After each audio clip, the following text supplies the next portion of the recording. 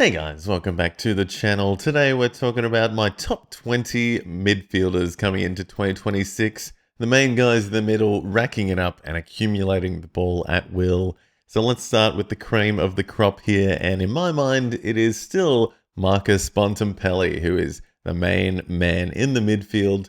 Just a gun, a captain at the Dogs, and just has done it for many years now. He looks like he's in slow motion when he's in the midfield, accumulates the ball, marks it at will, does everything, tackles, gets his fair share of goals as well. And I just think he's going to be doing it again this year. He's, still not that old, still the captain and dominating in the middle there. A few young guns coming up, but it's still Bond's midfield. It's always going to be for the next few years at least, and happy to pick him up in the first couple of picks in draft for sure, if not pick one. Next up there, the next best midfielder, and probably the best one soon, is Nick Dacos. Just racks it up at will, cuts through the other teams like butter, just sees the game like some people don't, and really puts it on show with his zippiness and his explosiveness. Just racks it up. Was playing out of the defensive half for the first couple of years, but now is a full-time CBA midfielder, and just goes to work and is fun to watch. Another one that I reckon, would not be unhappy picking him up at like 1 or 2, to be honest. These two, Bont and Dacos, just cream of the crop guys. If you want the older version who's done it, or the new version that's gonna do it, they're your two guys, I reckon, in the midfield, and you can't go wrong. But there's more to come here. There's plenty more guns on show, and one that I've underrated the last couple of years is Jordan Dawson. I don't know why, just thought it was maybe a freak accident when he got to Adelaide and then he exploded. But he's just kept doing it over the last couple of years, and he is clearly, and so clearly cut the main midfielder at the Crows now. And he leads from the front, he's the captain, got a fantastic footy brain, and can kick it like 60 meters with ease. I was kicking goals for fun. They handed off to Jordan Dawson whenever they wanted to kick it from outside of 50. Just give it to me, guys. Launch. And now he's just getting the CBAs. He gets everywhere. He's on the wing. He's back in defense. He racks it up on any given day and just leading from the front again. So one that maybe I've let go in the first round of my drafts in the last couple of years. But I don't think I'm going to do that this year. If I see him at like 5 or 6 and I'm there, I'm picking up Jordan Dawson, I think, in drafts. Next one there, Errol Goulden from Sydney. Has been a winger last couple of years and has just been freakishly getting around the ground and open for marks. His off the ball running game is insane. He just gets ahead of his opponents and is so clear and just racks it up and gets the junk time essentially. But now he's getting CBA time in the preseason, which is exciting. I think he's going to be a bit more on ball. And I think he's just going to, again, an insanely good footy brain and just so quick and nimble. Guy's going to rack it up again this year. One of the best kicks in the league as well. And now seeing him kicking it to Charlie Curnow this season, I think is going to make a lot of Swans fans insanely happy this year. So look out for that. I think Errol Goulden, insane option, and goodness me, after that preseason game the other day, I've got him well and truly at 108 average for the end of the season, but I reckon he could pip the 110 mark potentially as well. Bailey Smith there, someone who did smash over that 110 mark last year. He was by and far the best midfielder last year. He was just selfish, taking the ball when he wanted it and doing what he wanted with it. So, but I think this year he might be in for a little bit of a reality check. You've got Tanner Bruin and James Warple now coming back into the team, and a few of these young midfielders coming up as well, like George Stevens, Mitch Nevitt, Jay Clark. Jay Clark, I think, is the one. And so I just think there's a little bit of role risk there with him, and not so much risk. I think he's obviously going to be dominating like he always does. Still young, still dominating. But I just think there's a few more mouths to feed there now at the Cats. And if anyone's going to be brought down, it might be the guy that was averaging 116 last year. But I just think people are going to be taking away from him a little bit this year. They might be sharing it around, and it might be a bit more team orientated with Chris Scott, I think. I don't think he wants Bailey Smith hogging it too much, but I don't know. You can't stop this guy. He might just do it again. But I'm being conservative and thinking he might have a little bit of a regression. Doesn't mean he's not going to go in the first round. I think he's very well and truly going to go in the first couple of picks on draft day in most leagues. You can't really look past that average last year. I'm just being a bit realistic, I think, and thinking there's room to regress at the Cats for Bailey Smith. Josh Dunkley is just someone that's done it every year. He is a defensively minded midfielder, tackles a lot, gets open for marks, gets bulk CBAs as well, and tackles it up, accumulates the ball, kicks his fair share of goals. This guy does everything. Okay, he's just a good option, just solid option. And a few years ago, he was pipped to be like the number 1 pick when he had forward status, but he's still good as a midfielder. And I think even with Ashcrofts and Neils and McCluggages, he's potentially still the number 1 man because he, again, is that defensively minded midfielder, and he's just going to be tackling, and he's, again, just gets open for the marks and finds space with ease, I feel. So, can't go wrong with Josh Dunkley on draft day. I think he, again, might slide a little bit, and you could pick him up in the back end of the first round on draft day if you're lucky.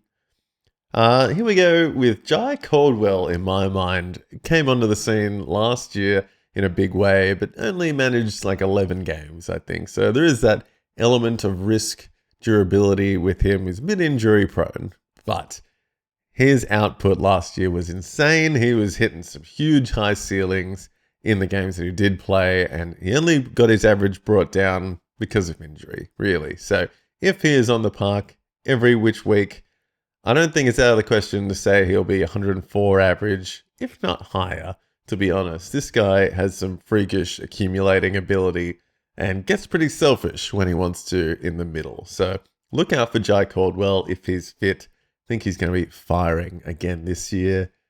Freo man Andy Brayshaw is going to be at it again. He was a big accumulating midfielder a few years ago. I think he's, with Caleb Sarong and a few others there at Fremantle coming up, he has come back down to earth a little bit, averaging in the 105s, just around the 100 mark the last couple of years. But I think he's just going to be at it again. He's the main man there, I think, with Sarong.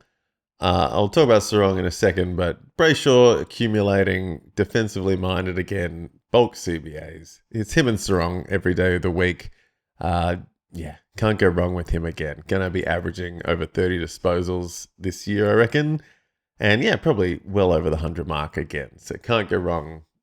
Maybe let him slide a bit on draft day, but he was picking it up a few years ago, so I wouldn't be leaving him too late in round 1.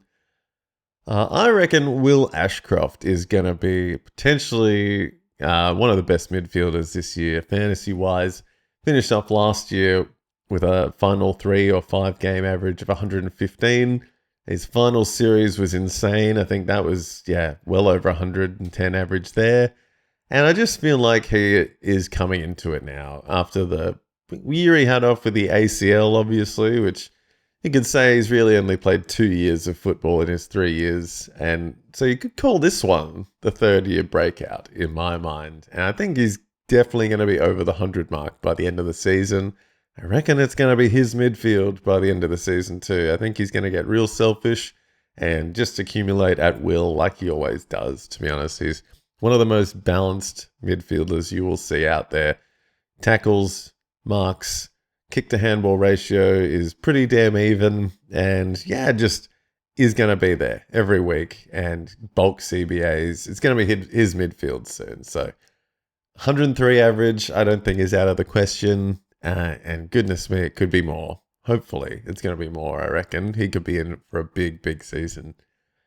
Noah Anderson, another gun at the Suns this last couple of years. I likened him to Jackson McRae when he was dominating at the Dogs. But he's just had a bit of trouble scoring high away from home, I feel, the last couple of years. Which happens a lot for Gold Coast. They do have to go around a bit. But Noah Anderson leading from the front, I think, at the Suns now. Matty Rowell is down on the list here, but he's also touch and go for round one, and we'll talk about that in a second. So I still think, even with Petrarca coming in and Tuke Miller still there, Noah Anderson going to be flying every week. He was really showing pig potentials. Some halves he was getting 75 points and a half or something like that some weeks. But yeah, I just feel like real high ceilings. And just if he lifts those floor scores a bit, he will easily be averaging over 100 this year. A lot of pig potential there as well, I think. So look out for him. And yeah, even with Petrarca, as I said, coming in, I still think he's the main man at the Suns. Finn Callahan at the GWS Giants, I think, gets the pip over Clayton Oliver for some reason. I just reckon it's Finn Callahan's midfield now at the Giants with Tom Green going down, Josh Kelly out. I definitely think he took bulk responsibilities last year and really upped his game. And now he's going to have to this year with, as I said, Tom Green out for the season and Josh Kelly out. Going to rely on Stephen Cornelio and Clayton Oliver, I guess, as well. But I think Callahan just, what a gun. What a good footy brain on him. Going to get the bulk CBAs.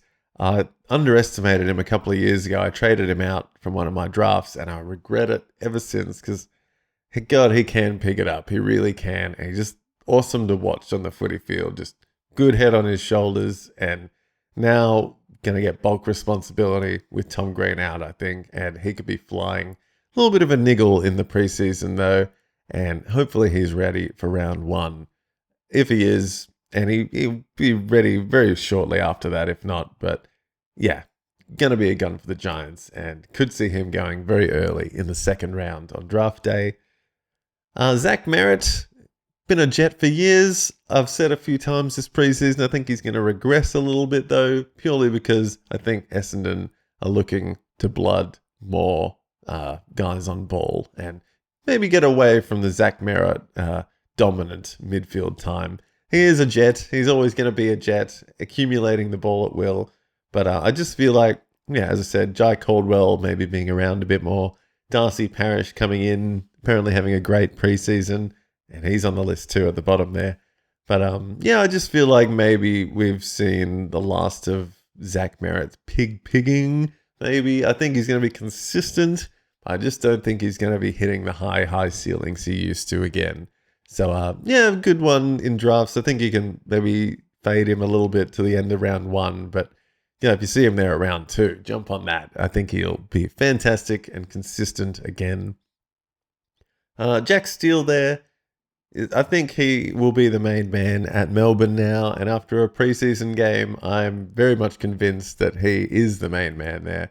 Cozzy Pickett was pretty exciting there in the forward line, as a forward in the midfield, sorry. But I really think it's all Jack Steele now. He is the most experienced midfielder there. And coming over from St Kilda, where he was becoming a bit of I don't want to say a small, the other fish were coming up in the small pond, it wasn't quite the big fish in the small pond anymore. But now I think he is again at the Demons. I think it's all him. He's going to be getting most of the CBAs and again, bringing that experience. And a couple of years ago, he was averaging well over 110 and closer to 110. So I don't see why he won't be averaging 100 this year. I really don't. He's the main man accumulating, loves to tackle, and that gives him a very, very high ceiling as well on a good day. So Steele and Gawn in the middle, I think people are underestimating that a little bit. I reckon that's going to be a match that's just going to dominate this year. And Jack Steele, 100 plus average incoming for sure. Tim Taranto fell off the bandwagon a little bit in the last couple of years. Richmond's been in a rebuild. Maybe hasn't had the people around him to support him as well. But I reckon it's time to come back. I think he has that pedigree in him to really push that 100 average and get closer to it. So I'm putting him right on the dot on 100 average this year. I reckon with a clean injury run as well, Tim Taranto can hit those high marks. I think that's the main thing that's kept him down the last couple of years has been the risk and the injury. So yeah, fingers crossed he can stay on the park. But I think a few of these young kids are going to support Tim Taranto a bit better. Especially, I think they'll do a better job than Dion Prestia did. And yeah, hopefully Hopper's there as well. Another just injury-prone midfielders, really. So if he can pull it together, I think Tim Taranto's in for a big, big year. And yeah, number one midfielder at the Richmond Tigers will be in for a lot of responsibility this year. Matt Rowell, as I mentioned, just a little bit of a niggle in the Origin match, I think. Or no, was it a fractured finger? Something. It's minor surgery and touch and go to start. No, I don't think he's starting the season in round 1, actually, or round 0. So yeah, a bit annoying that he's had that little niggle, but before that, just a great preseason and was really racking it up last year. Obviously got the Brownlow and just dominated last year. So don't see why he doesn't do it again. Again, the Petrarca and maybe Tuke Miller and obviously Noah Anderson, a few mouths to feed in the Gold Coast midfield. But I think Rowell and Anderson have taken that midfield and it's going to still be theirs and they're going to rack it up on every given week. Rowell loves to tackle as well. He's either tackling the guy with the ball or getting amongst it, getting some real sneaky disposals out, and very, very good ball use with Matt Rowell, I feel, sometimes, or manages to get the disposals away at the very minimum. So, yeah, racks it up. Don't see why he isn't going to get close to the 100 mark again. Caleb Sarong there, another little pig at Fremantle. Has his off week is the only thing I'd say there. Like every now and then he just pulls out like a 60 or a 50, but that's the only thing stopping him from really getting past that 100 mark again, I feel. A couple of years ago he was over that 100 mark, but also a couple of more opportunities at Fremantle. Maybe Hayden Young's back a bit. I feel like Erasmus, O'Driscoll, a few other of these guys at Fremantle are going to up and come. Was that Johnson as well? So there's a few guys getting in the midfield there. Shai Bolton, yeah, mouths to feed. And I know he's still the number 2 midfielder there for sure. But I just don't know about his pigging consistency and whether he's going to keep those floor scores up. Yeah, I just got questions over Sarong last couple of years. Just 1 or 2 issues, but he's still going to be a top 20 midfielder in my mind. He is going to accumulate, and every now and then he's going to go big too. So it does get close to the 150 mark on the occasion as well. So interesting one. Still young, still up and coming in my mind, and yeah, just racks it up on any given week. So good option. Probably goes in round 2 of most drafts, I'd imagine, though. Hugh McCluggage had one of his best seasons last year. Instead of being in the wing, I really put him in the CBAs a lot more and pushed out a decent average last year. I just feel maybe he is going to be one of the guys that maybe a slight regression with all the young guns coming up at the Lions, the Ashcroft brothers, maybe going to suck a little bit of life out of other players around them like Neil and McCluggage. Just a little bit, I feel. Just a little bit. They're kind of similar, accumulating outside midfielders.